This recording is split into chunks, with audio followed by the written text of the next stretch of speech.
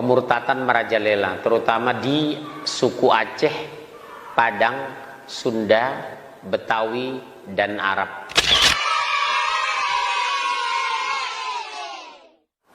Hampir setiap hari saya menerima laporan, ada yang murtad.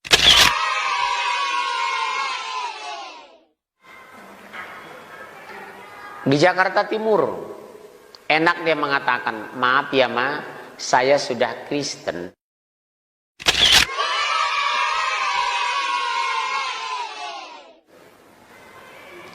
Ancaman ini luar biasa. Perhatikan mereka, kasih sayang. Murtad 9 orang, sampai saya foto-foto rumah. Ini rumahnya murtadnya, sampai saya ikut foto-foto. Saya telepon belum lama ini ke teman saya di Temanggung.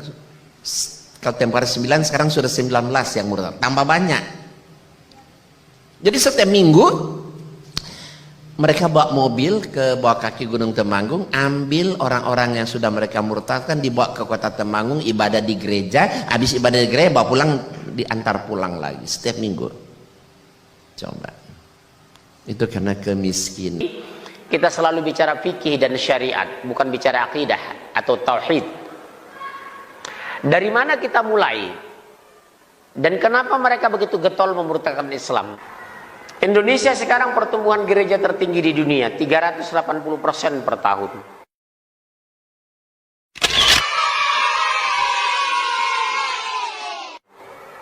Pemurtatan mungkin termasuk paling dahsyat di dunia.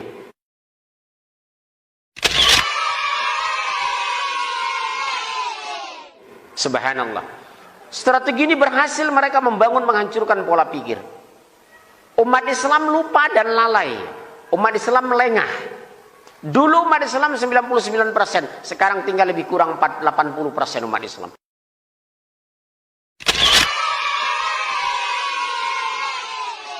Hampir 20%. Pertumbuhan gereja kita tertinggi di dunia, 380%.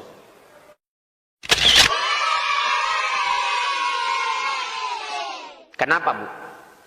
Pondasi akidah lemah yang disampaikan hanya syariah atau fikih, langsung di brainwash, cuci otak. Lihat anak-anak kita, lebih kurang 22 tahun yang lalu saya masuk Jakarta. Saya bangga lihat orang Betawi, ba'da maghrib tidak pulang dari musola, dari surau, dari masjid, membaca Al-Quran sampai Isya. Sekarang selamat tinggal.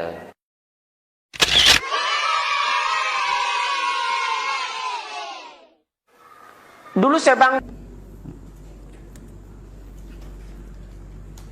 Ini Anda lihat di gambar sebelah sana, itu dia membuat gereja di tengah sawah. Sekarang sudah, nah, itu daerah Kelapa Gading, sekarang sudah dipenuhi dengan bangunan. Coba lihat bagaimana mereka merancang dari awal, ya kan?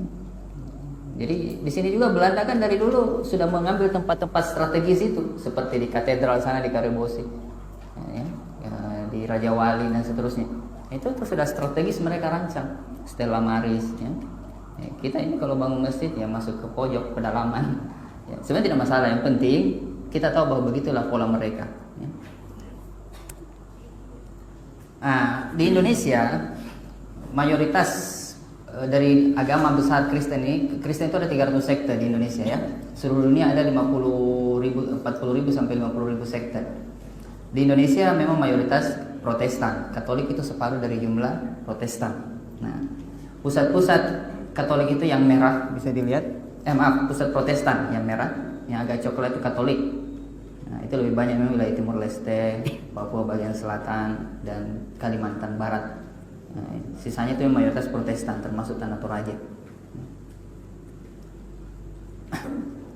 Nah, jadi intinya bahwa mereka melakukan program transformasi, dan mereka sudah menyiapkan berbagai cara untuk itu. Walaupun lebih banyak gagalnya, tapi bukan berarti tidak berhasil. Selalu tetap ada yang berhasil mereka murtadkan, dan mereka memiliki persiapan yang cukup. Nah, nanti bisa tanya pemateri kedua, beliau mantan misionaris. Nah, definisi pemurtadan ini kita bicara mengenai yang terjadi di desa ini, lebih getol mereka berdakwah mengajak orang Islam masuk Kristen. Makanya pemurtadan atau kristenisasi di Indonesia itu sangat marak sekali. Tahu nggak Bapak Ibu, pemurtadan di dunia ini ya, paling berhasil di Indonesia loh. Yang mayoritas muslim, tiap tahun itu lebih 1 juta orang Islam masuk Kristen.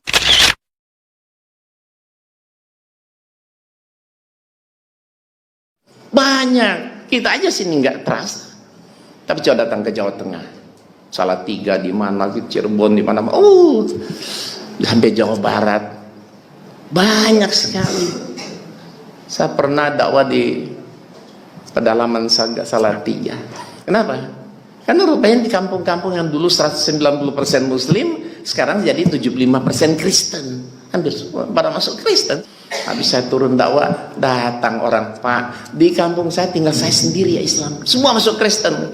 Ada yang ngaku tinggal 4, tinggal 7 kakak ya. Banyak sekali di Gunung Merapi Merbabu itu 160 kakak umat Islam, 146 mereka murtadkan, tinggal 14 kakak. Luar biasa sekali pemurtadan ini.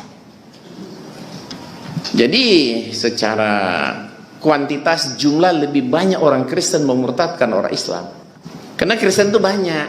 Orang Islam, saya tanya, orang Islam kalau murtad kira-kira masuk agama apa? 99, sekian persen pasti masuk Kristen.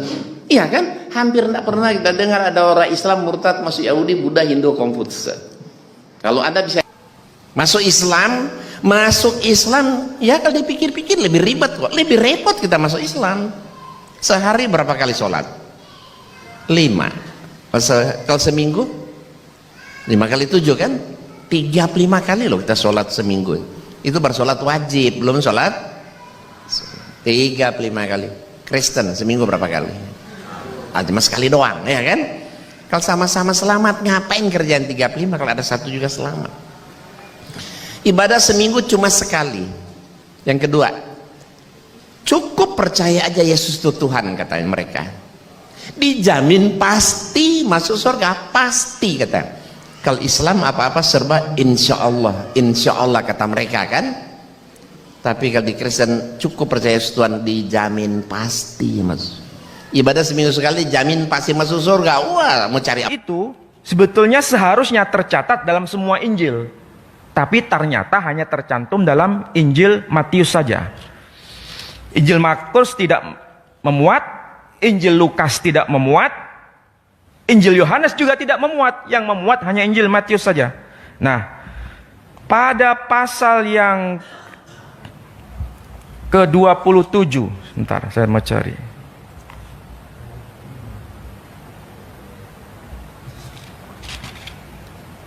Nah,